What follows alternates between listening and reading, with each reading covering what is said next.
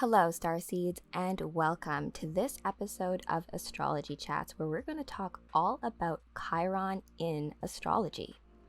But who is Chiron? Well, Chiron is known as the wounded healer and is also a centaur, which is quite fitting because we are in the midst of Sagittarius season. Chiron's placement in your natal or birth chart represents where you can derive healing in this lifetime from previous lifetimes or even from your past. This very special asteroid is located between Saturn and Uranus. It's also fondly known as the rainbow bridge between these two planets. The energy of Chiron also indicates where within us we may have a very adept talent for healing or helping others, but that very same talent we seem to have quite the challenge implementing it internally or on ourselves. The trouble is because that is the challenge in this lifetime. It is what we need to work out in order to achieve the healing. Remember, my warriors, we are no stranger to challenge, and as such, to step up to the challenge can provide us with very deep healing. After all, hurt people hurt people, healed people heal people. The story of Chiron is one where the reward to stepping up and meeting that challenge is very much one that is worth it. And so I think I've done enough preamble. Let's get into the presentation.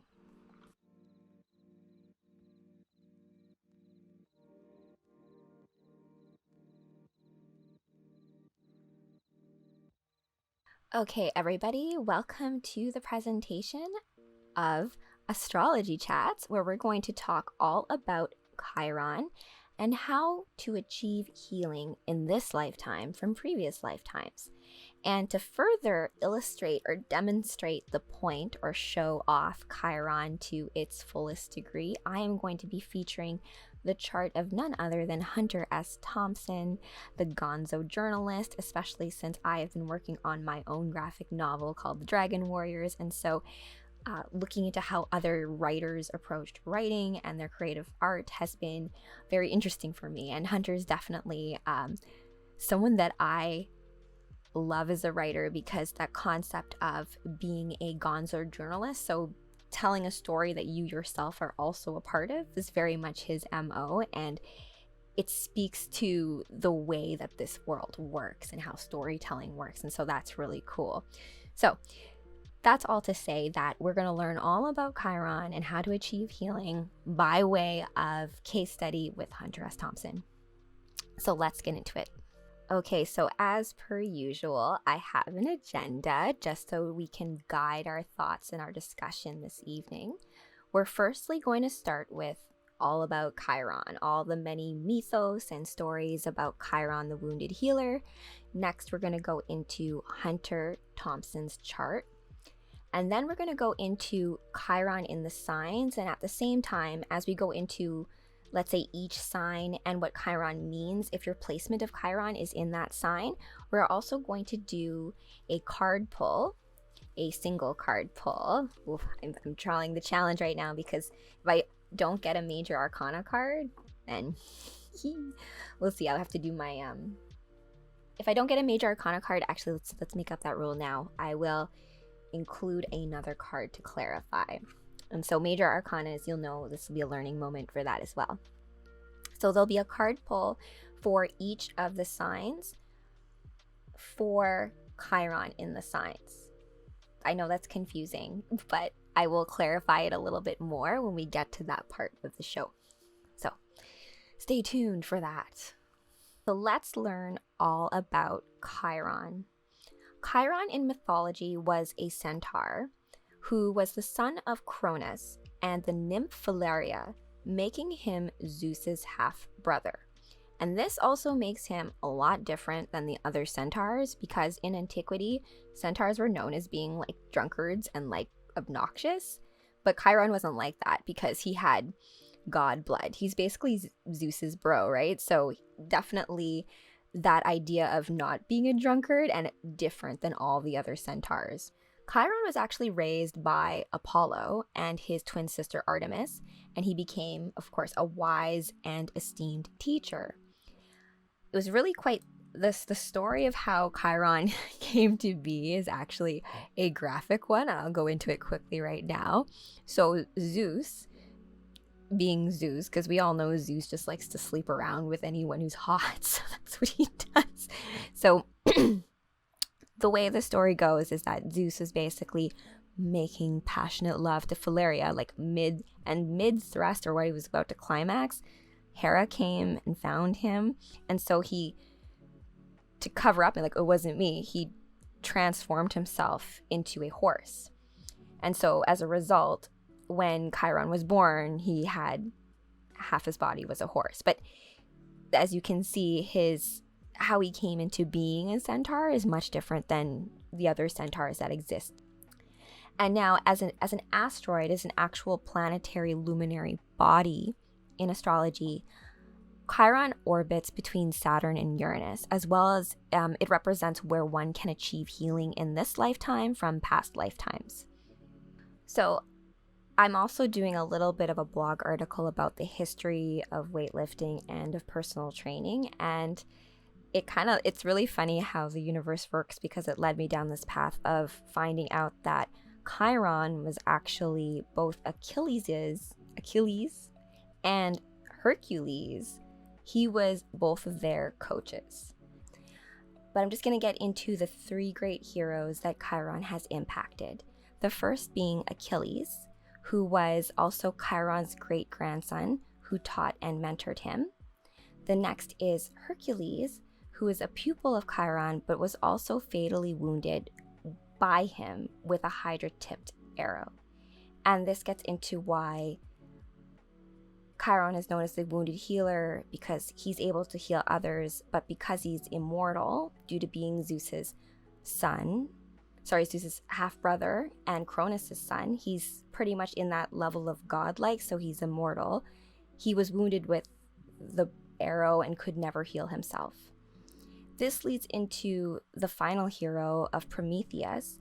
So Prometheus, that whole myth was he stole fire from the gods to gift humanity, and his punishment was to have his liver forever eaten by, I think it's a great eagle, every day, and it would grow back. And so it's this constant torture of having his liver eaten. Chiron, the way the story goes, gave up his immortality to set Prometheus free. So that's there's a lot of symbolic meaning in that particular myth, but I won't get into that just yet. Okay, so that is all about Chiron. I'm going to now go into Hunter S. Thompson's chart as a case study for Chiron. And so as you can see, there's a lot going on in the chart, and I'm not going to go into every single nuance and detail in every angle, but I'm just going to point out, if I can just get my cursor to go. As you can see right here where my cursor is circling the Chiron symbol, Hunter S. Thompson's chart is located in Gemini. Now, Hunter was actually born July 18th, 1937 at 10 o'clock p.m. He's actually let's look at his sun. He's a Cancer, which is not what I actually thought he would be. If you look deeply into his chart, he has a lot of Saturn going on, a lot of Venus going on, a lot of the moon going on, and that is very much expressed. What I'd like to look at here is especially where Chiron is sitting in Hunter's chart, which is in Gemini. And we're going to go into what Chiron means in each of the signs, and specific to Gemini. Gemini is all about communication and writing and business. And if you think about Mercury and Hermes and the messenger of the gods, so thought, mentalism, that's all Gemini's domain. We actually have a full moon in Gemini right now.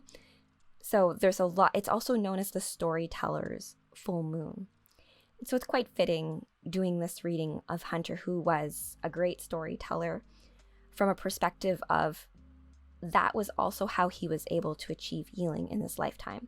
Because Gemini is all about that communication, having that placement in Hunter's chart meant that he needed to communicate. He needed to speak his truth in his lifetime to achieve that fulfillment and healing from previous lifetimes or his past.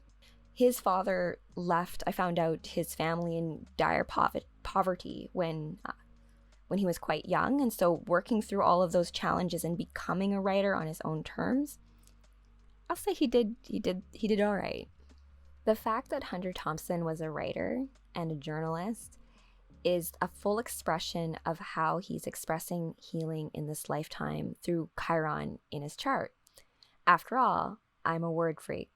I like words. I've always compared writing to music, and that's the way I feel about good paragraphs. When it works, it really works. It's like music. And so that relationship that he has with words and communication, of it being an expression of deeper emotional states, very much speaks to how he was able to tap into finding healing through that expression in this lifetime. Miss you, Hunter. Okay, now we are going to get into Chiron in the signs. If you don't know where Chiron sits in your birth chart, you can always get an astrological starseed blueprint from me for just $33. You can also get a complimentary Zoom consultation about it along with it. But you can also just go online and put in your birth time, your birth date, and location in any calculator, and usually you should be able to find out where your Chiron placement is. And so that will give you intel on how to best approach the next few slides. Because what I'm going to be doing next is we're going to be doing a card pull, and I'm going to go into what Chiron means in that specific sign. And so if you have that Chiron placement, you should pay attention to that reading. Now, if you don't know what your Chiron placement is and you still want to participate in this card pull, you can go by your sun, moon, or rising sign, because those are whatever sign you most affiliate with, and pay attention for that reading.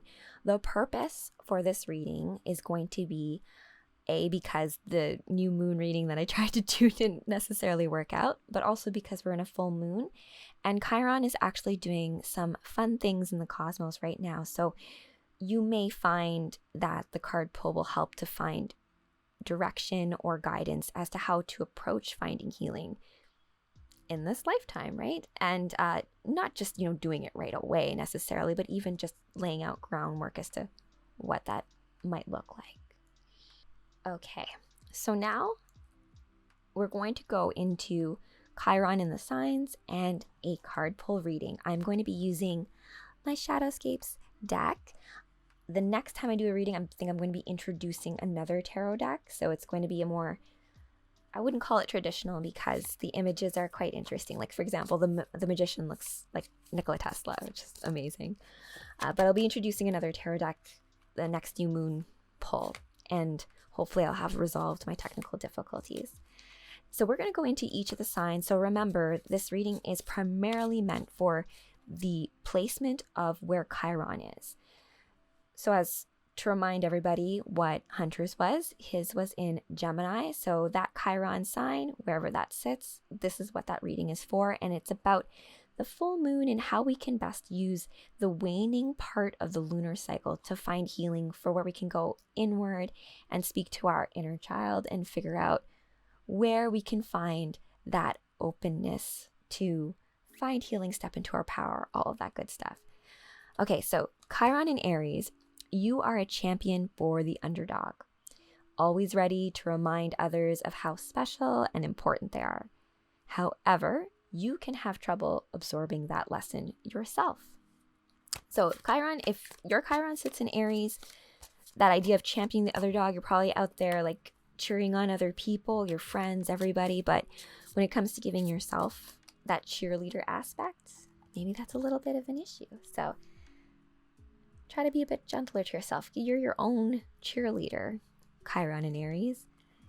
And look at that. We got the Emperor card, which is actually Aries' card, if you think about it. I'm not even saying if you think about it, it is actually Aries' card. So all this says to me is, from the waning part of the cycle, if you think about the self-talk that you're giving yourself, Aries, try to really infuse that coaching, go-getter, hype girl or guy voice. Really try to focus on working on that, because you have all the power in the world. This is definitely a power card. It's almost an acknowledgement of you stepping into your own power. So let's do that, Aries. Next, we're going to do Chiron in Taurus, which means in your head, you know you're entitled to spoil yourself from time to time, but it's actually hard to convince yourself of this deep down. The needs for security will run very deep. And so I know this because you think about each of the signs, like I'm a Taurus, so I feel this a little bit as well, although I don't necessarily feel bad about spoiling myself. But if you have a Chiron in Taurus, you are probably the type of person who likes to spoil other people, but when it comes to spoiling yourself, you feel really guilty about it when you probably shouldn't. And your card pull for the waning cycle after this full moon is the Sun. Oh, these are great card pulls. Great energy tonight. All right, so we've got the Sun. It's actually a Leo card, but it's also a luminary within the astrological wheel itself. It also represents the soul force. So as it comes to spoiling yourself and your body and taking care of yourself, a great way for you to serve other people, Chiron and Taurus, is to really focus on caring for and serving yourself too. So, and the Sun is a reminder to do that. Awesome. Next, we have Chiron in Gemini. You believe in the power of the mind and the concept of mind over matter, as well as the power of conversation, expressing oneself unapologetically, and so forth. But you don't necessarily always practice this yourself. And so bringing this back to Hunter Thompson, whose Chiron was also in Gemini, me too. The idea of mind over matter and the power of conversation. There is, if you watch the Rum Diaries, which is also featuring Hunter S. Thompson, he talks about writing like yourself. And what Hunter used to do was write like, let's say, full out novels like of Dickens or great writers, because he wanted to feel what it was like to embody those other writers.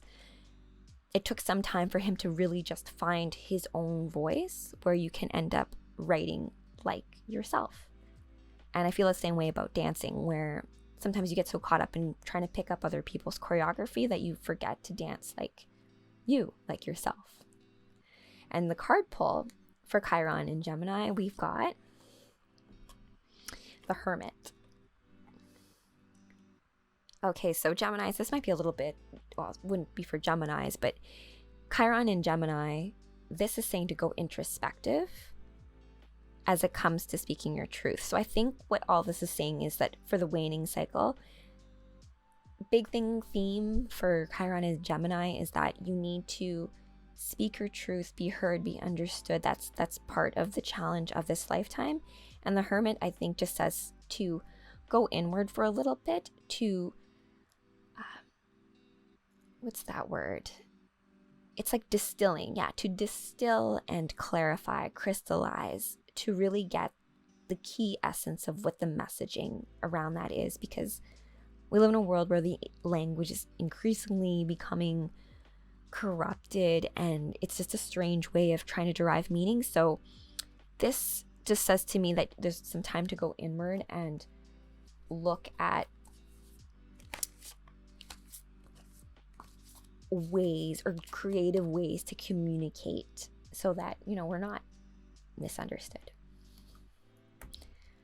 All right, the next quadrant, I think it's a quadrant, yeah. The next quadrant of Chiron in the signs and card pull reading is Chiron in Cancer. So if your Chiron is in Cancer, you are both warm and concerned for others, and you express this kindness quite readily, but you don't necessarily always apply it to yourself. And so Cancer is very much self-sacrificing and being more, and Cancer is very much that maternal moon mom energy. And so with Chiron sitting in that, you're definitely the type of person who can give that warm, generous nature to others, but you need to also do that internally and to yourself as well. And so Chiron in Cancer, your card pull is the King of Wands. And so the King of Wands is like that fire energy and that ability, drive to push things forward. And so from a healing perspective, and for the purposes of this presentation, this would mean to just be a bit more aggressive when it comes to fighting for your own self-care. So stop it with the self-sacrificing and have it just focus a little bit more to working on yourself. Okay. Next, we have Chiron in Leo. You champion the underdog. Chiron in Leo. You champion standing out as unique, taking pride in yourself, but you can have some difficulties applying these beliefs to your own life. And you perhaps maybe feel guilty about being prideful or having attention drawn on you, because Leo energy is like, whoa, look at me, I'm amazing. I'm a performer. And I've said like Leo risings, like Marilyn Monroe is a Leo rising, and that attention. And so you champion this idea. You see nothing wrong with having attention or that idea of bravado or performance when it's earned or needed, but you seem to have guilt about being proud of your own accomplishments. Even it's totally okay to be prideful of your accomplishments, especially when they have been something that you've been working really hard on or anything like that. And so Chiron and Leo, your reading is the Empress. Oh my gosh, that's the counterpart. I love that. So she's creating a circle of butterflies, a magic circle of regrowth and renewal. And so I think Chiron and Leo, this is going to be a really great time in your waning cycle to find that inner strength of creation, to create that circle within yourself where you can finally feel maybe proud of the work that you've done on yourself so far. So that's Chiron and Leo, folks. And then the next one in this quadrant, and it's cool too because this is also a learning moment of seeing the different modalities of the signs, because Chiron in Cancer, so Cancers are cardinal signs, Leo is a fixed, and Virgo is immutable. So it's also like the alchemy of the astrological signs as well. Chiron in Virgo. You are wonderful and skilled at helping others with interesting tidbits about improving their lives and life hacks, but you may have not always... Wait, how do I say this? Okay. You are wonderful and skilled at helping others with interesting tidbits about improving their lives, such as life hacks, but you may not always pay the same attention to or apply your ideas to your own life. And so we'll do a pull for you, Virgo. Virgos are very much, all of my Virgo friends growing up were all very much perfectionists. But Chiron in Virgo is also a very health conscious sign. And so having Chiron in that placement means that you're very helpful at helping others with, like, as I said, like the life hack situation, or just little tricks on how to keep yourself healthy. That's what like Chiron in Virgo is all about. But you need to also apply those same advices to yourself. And so for the waning cycle Virgo, we have the Hierophant. Oh my gosh, great card pulls. I haven't pulled a minor arcana yet, which is good news, I think. A lot of energy tonight, I guess. The Hierophant is the ultimate teacher. And saying as Virgo's really big on education and health and life hacks and tidbits and things like that, all this is saying to me is that this is all just stuff that you need to just apply to yourself. This is amplifying it, because Hierophant is like a master teacher. And now I think it's more for you to look inward in the waning cycle, Chiron and Virgo, and find that healing towards yourself and just apply your own life hacks to your own life, right? Especially if other people are praising them and stuff. Okay, we're going to move on to the next quadrant.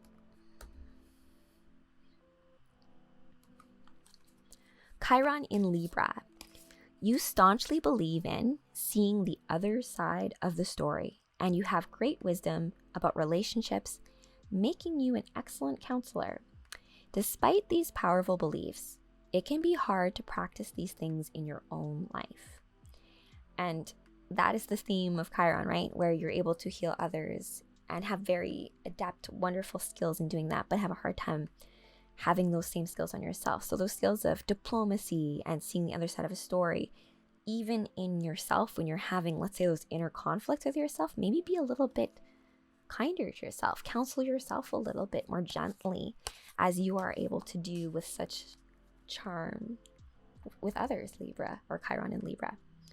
And your card pull for the waning part of the cycle is Judgment. I am on today. Full moon's on today. Wow. Judgment is not to be confused with justice.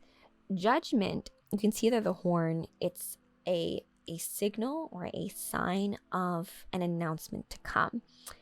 And Libras, I know you love weighing all sides of the situation, being diplomatic with yourself, but I think this is more just a call to ensure that your powerful beliefs are placed within yourself, and those great wisdom in relationships to really start to apply them to your own relationships. It's needed right now. How you save the world is by you saving yourself, right? Next, we have Chiron in Scorpio. Your awareness of attachment and loss is exceptionally well developed, perhaps to the point that you limit yourself in relationships and with projects and goals. So Chiron in Scorpio, you need to learn to embrace your feelings and attachments and the power of loss and recovery from that loss.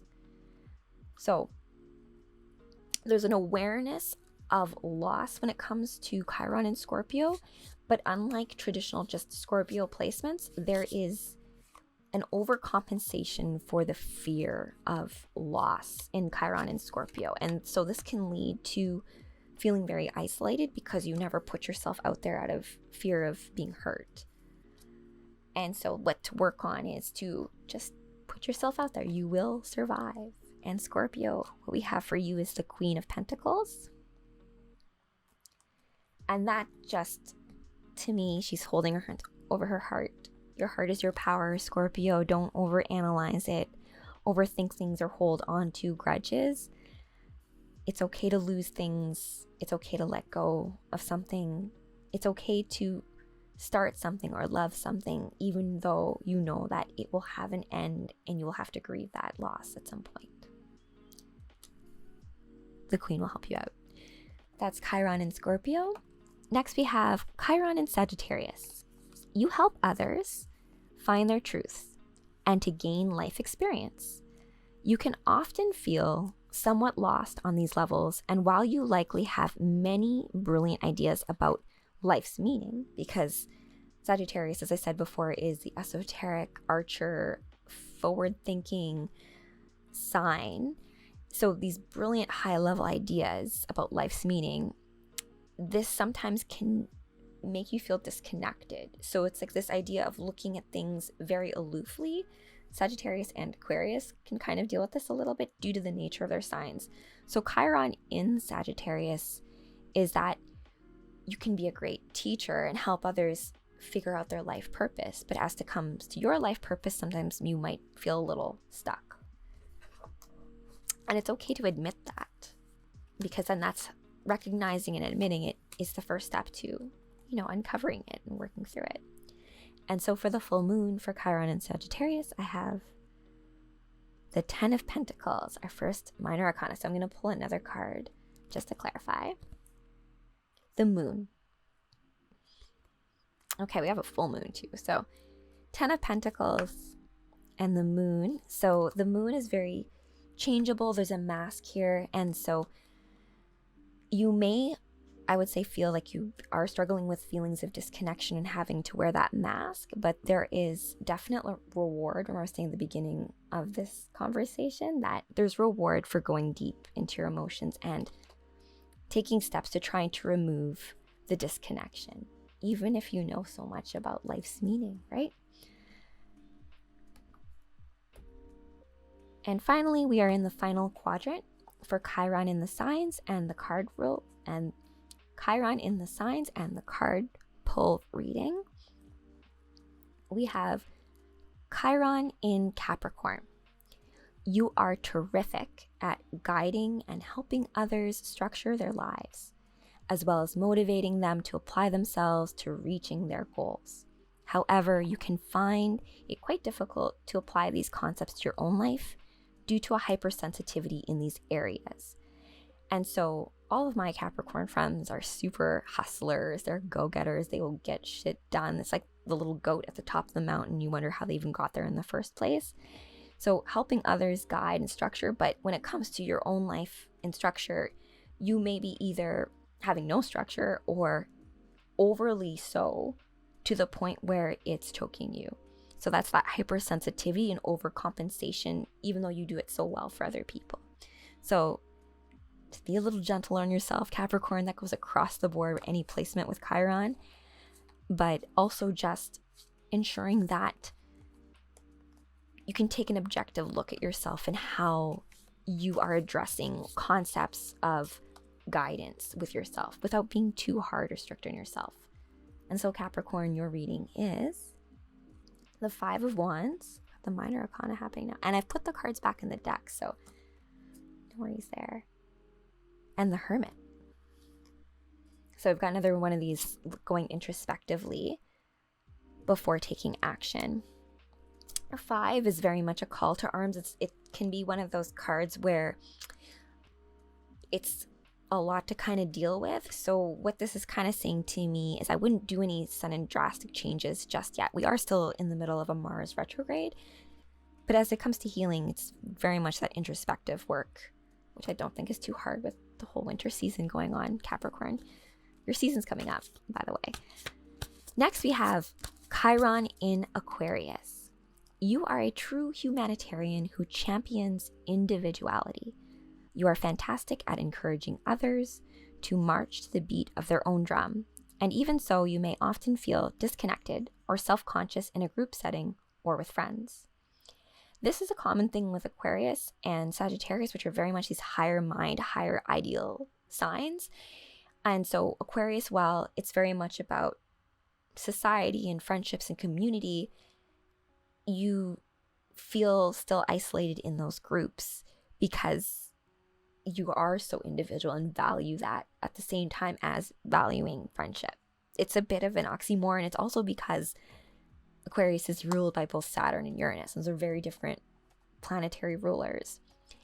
But very, very encouraging of having others, express their rebellious nature. So you and yourself should not feel ashamed of your own rebellious nature.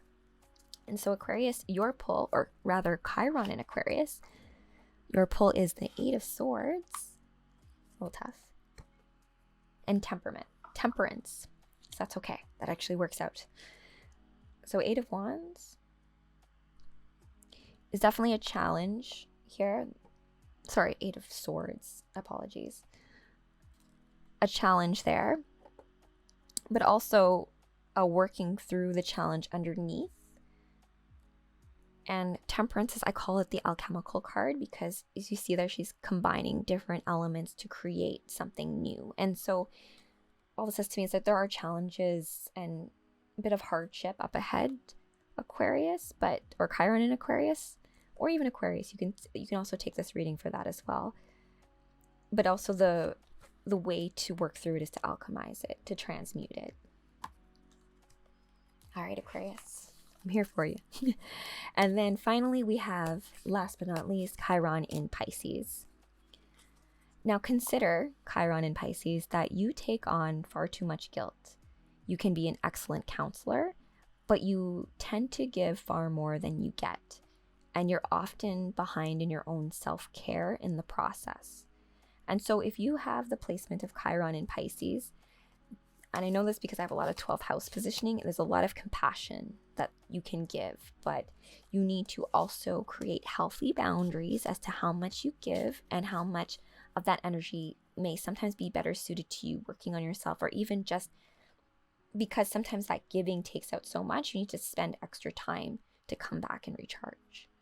And so for the waning cycle of this full moon, we have the Six of Cups for you, Pisces, Chiron in Pisces, and the Queen of Swords.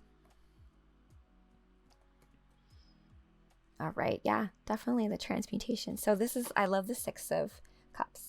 It's one of my favorite cards, actually, even though it's not even a major arcana, because it's, you see their little tea party with her and her stuffed animals. She's creating this whole dream world, and it's about deriving power from those childhood dreams. The Queen of Swords is here to help you make that a reality, to cut through the bullshit, and so you can figure it out. And I know that Pisces, you can be like, you can feel like you're being pulled in many different directions, and there's many different things that are vying for your empathy, let's say. But the biggest thing is for you to have empathy for yourself. That's how you serve the world. Okay, so those are my Chiron in the signs and card pull readings. And so I just wanted to thank you all for joining me for this episode of Astrology Chats, where we talked all about Chiron in astrology and the story of Chiron and how his placement in your birth chart can give you power to heal yourself in this lifetime from previous lifetimes, which is amazing, I hope.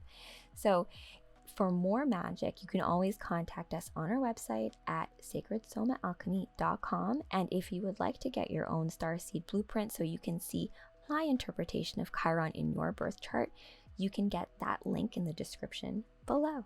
Until next time, Starseeds, have a great night.